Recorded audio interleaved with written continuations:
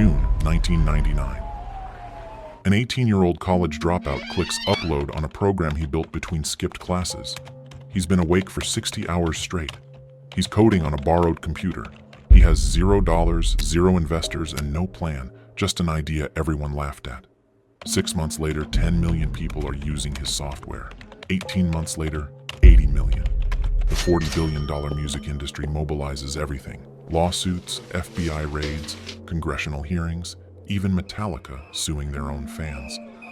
And they eventually crush him, bankrupt his company, kill his creation, and pop champagne. Total victory. But here's what those celebrating executives don't understand yet. They've just made the worst mistake in music history, because destroying this teenager won't save them. It will unleash something far, far worse. The kid wasn't the threat. He was the dam holding it back. How did one teenager topple a $40 billion empire? Why did killing his creation change the music forever? Spring 1999. There is a windowless dorm room at Northeastern University in Boston.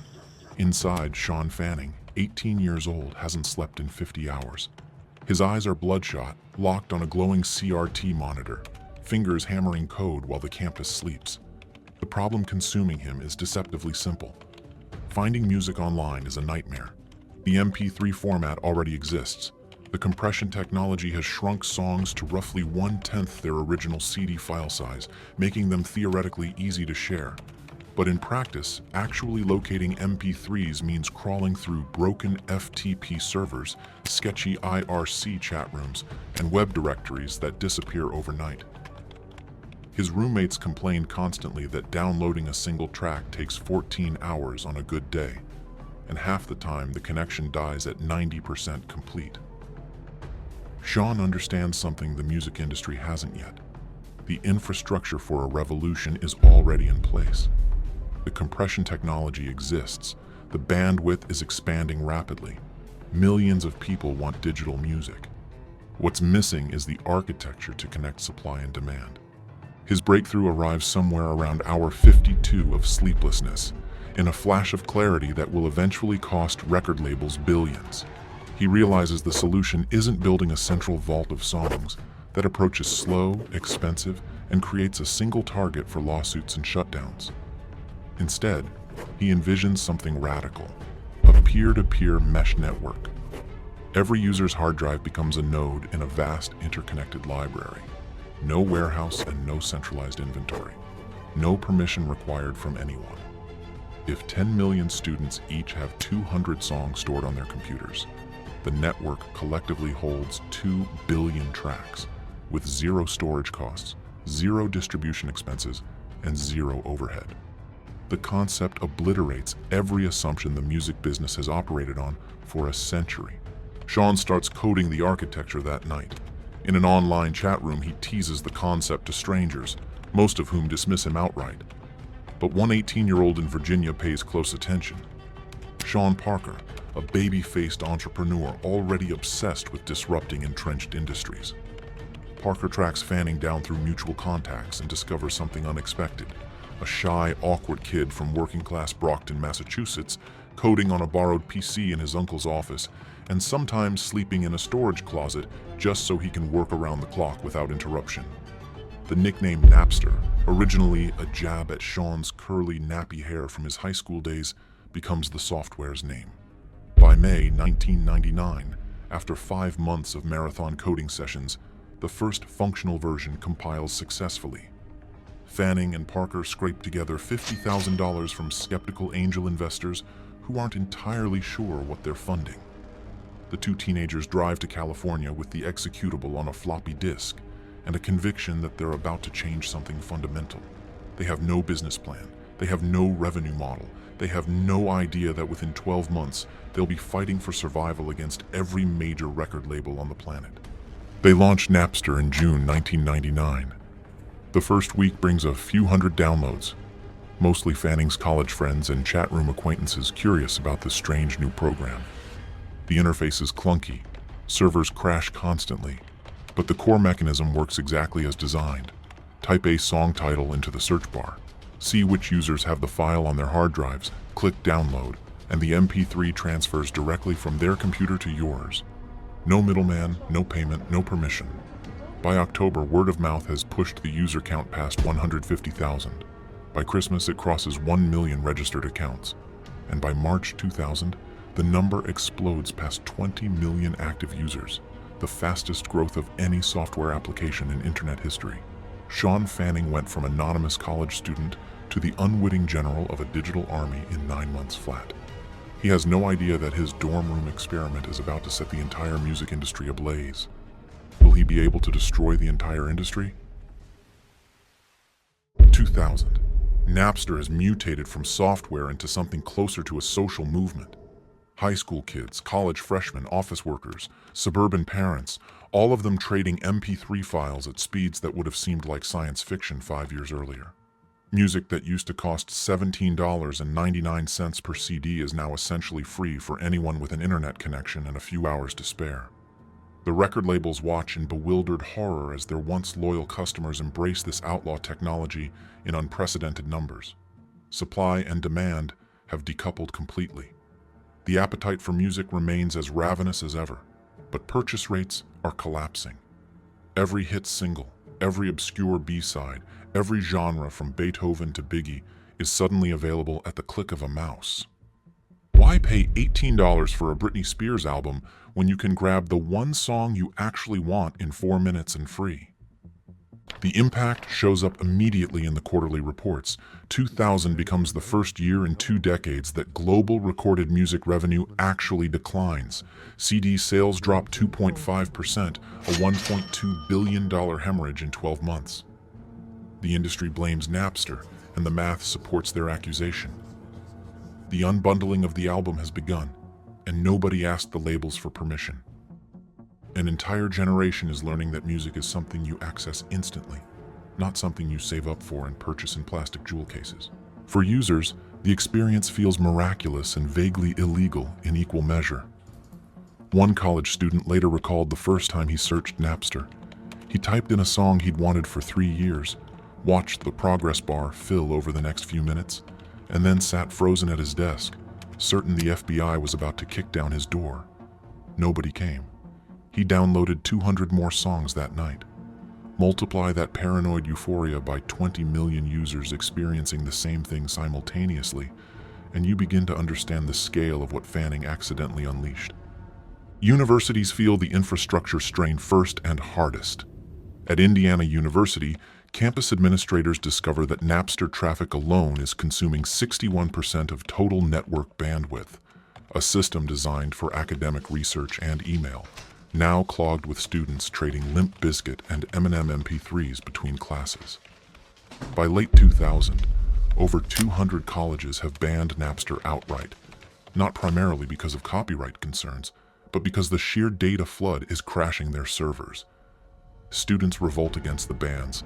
At Indiana, undergraduates launch a Save Napster petition that spreads virally to 40 other campuses within weeks.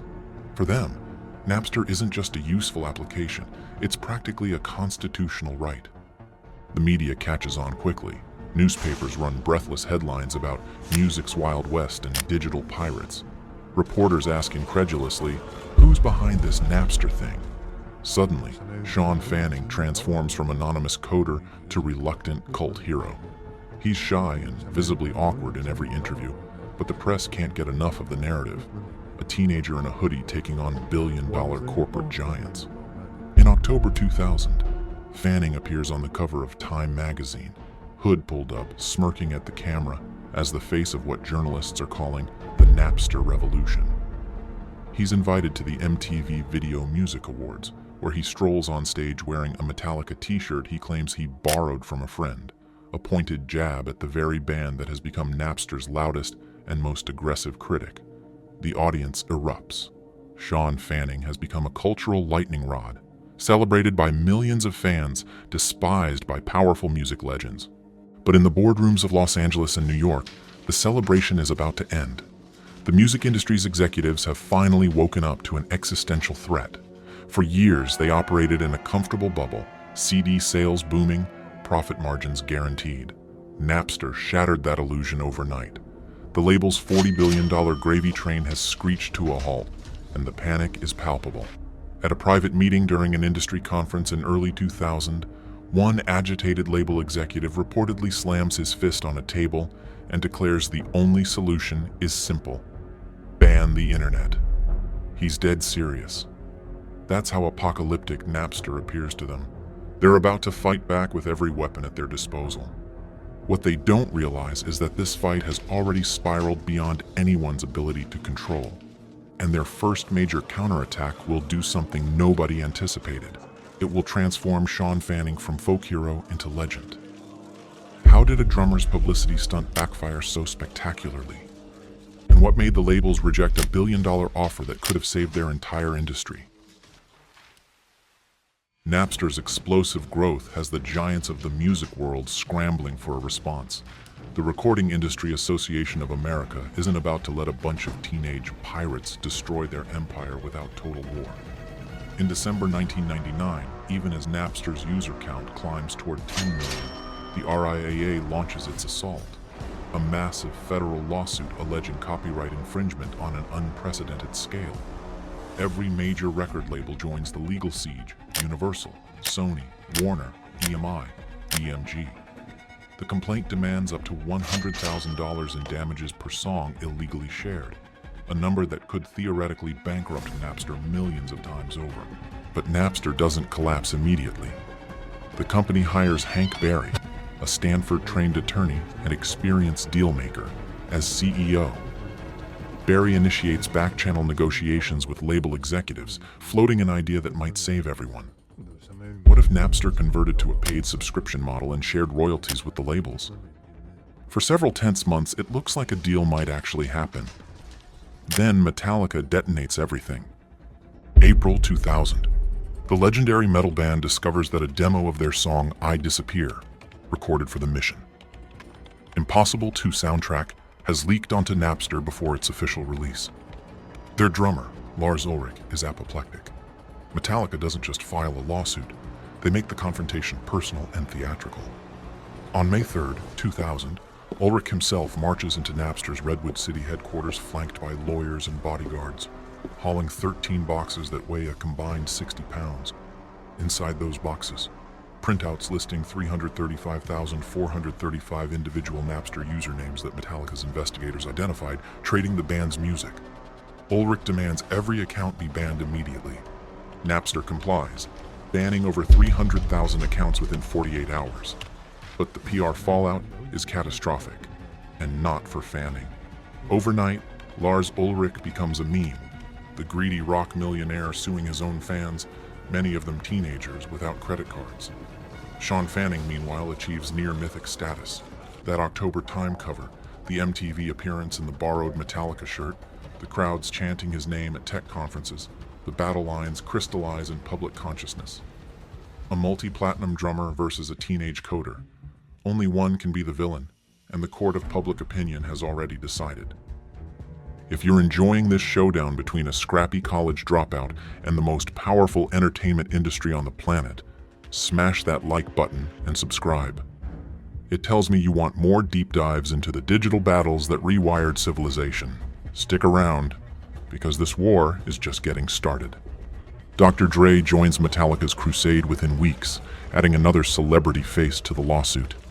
Meanwhile, the RIAA escalates its strategy. If they can't immediately kill the Napster platform, they'll terrorize its users into submission. Industry lawyers begin compiling evidence against individual downloaders, preparing a wave of litigation designed to make examples out of ordinary people. The legal math is terrifying. Statutory damages of $100,000 per song mean that a college student with 200 downloaded tracks faces potential liability of $20 million. In one case that will drag through courts for years, a single mother from Minnesota named Jamie Thomas Rassett is eventually ordered to pay $1.92 million for sharing just 24 songs.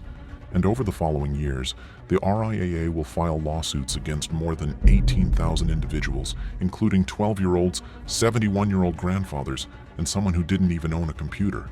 Yet Napster's users remain fiercely loyal despite the legal threats. Many view the record labels as the true villains after all.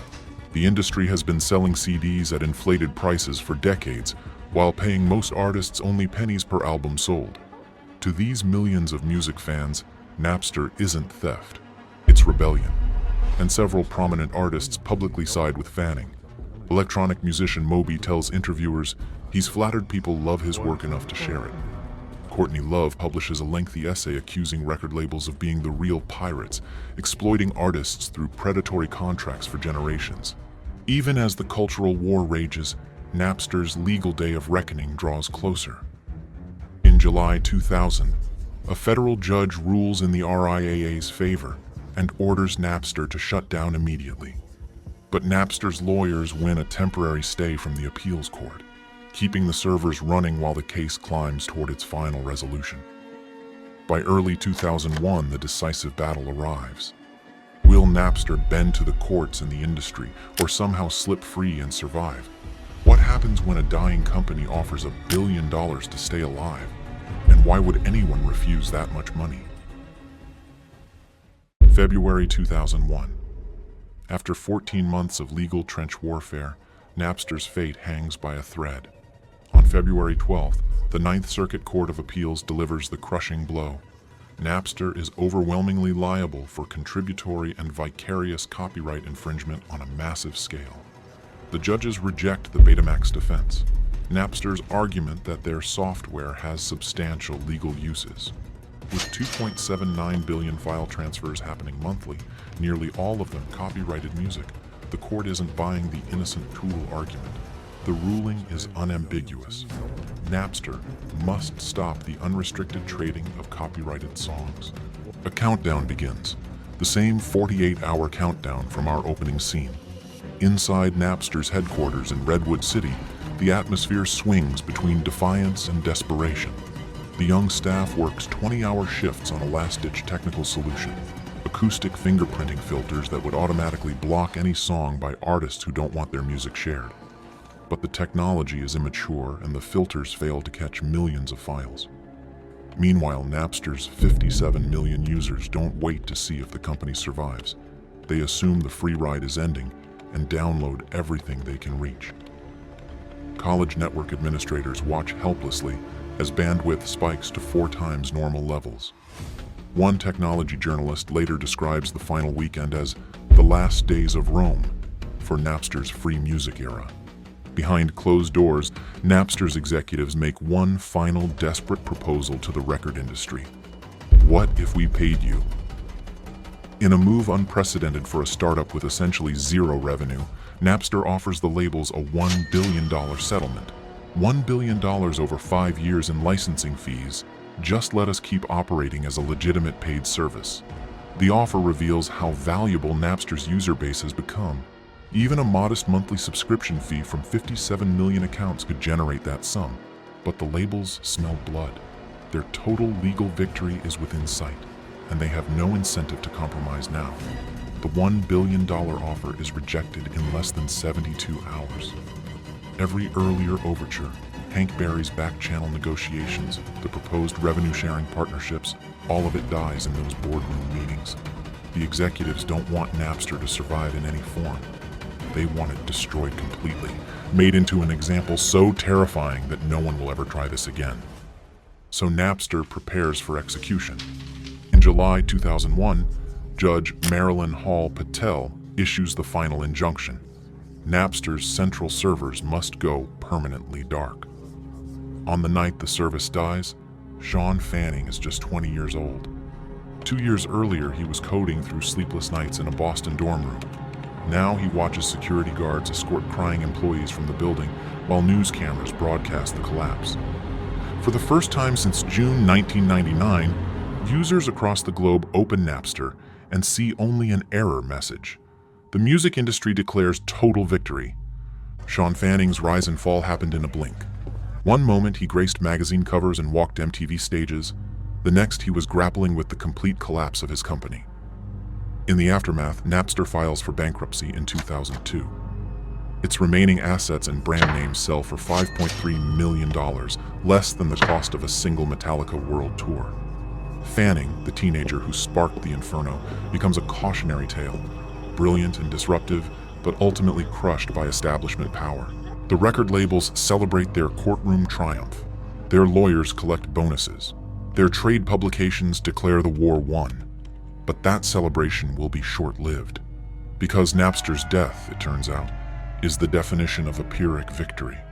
The war isn't ending, it's mutating into something far larger and far more impossible to defeat. They killed Napster. But can you kill an idea that 57 million people already learned? Napster's centralized servers are dark, but its legacy is spreading faster than ever. The moment the original service dies, a dozen new heads sprout from the corpse, a true Hydra effect that the record industry never anticipated. Throughout 2001 and 2002, second-generation file-sharing networks absorbed the millions of refugees. Nutella, Kazaye, Morpheus, Grokster, eDonkey, LimeWire. Unlike Napster, these successors have learned from Fanning's fatal vulnerability. Where Napster ran all searches through central servers, a single target for injunctions, the new networks distribute everything. No headquarters to raid, no CEO to depose, no kill switch to flip. Shut down one node and traffic reroutes instantly through 1,000 others. The legal whack-a-mole begins immediately and never stops. By 2003, Kazaye alone has more registered users than Napster ever accumulated. The irony is savage. In their desperation to destroy one file-sharing company, the labels inadvertently accelerated the development of a dozen more resilient successors. Then comes BitTorrent. Programmer Bram Cohen releases the protocol in 2001, and it perfects what Napster only approximated. Instead of downloading a complete file from a single user, BitTorrent breaks files into tiny pieces and pulls them simultaneously from dozens or hundreds of sources. A swarming model that makes transfers faster as more people share. By 2004, BitTorrent alone accounts for roughly 35% of all internet traffic worldwide. Not 35% of file-sharing traffic, 35% of the entire global internet. Piracy hasn't just survived Napster's death, it has been hardwired into the basic infrastructure of the web. The record industry responds the only way it knows how. More lawsuits, more threats. In September 2003, the RIAA sues 261 individual file sharers in a single coordinated sweep.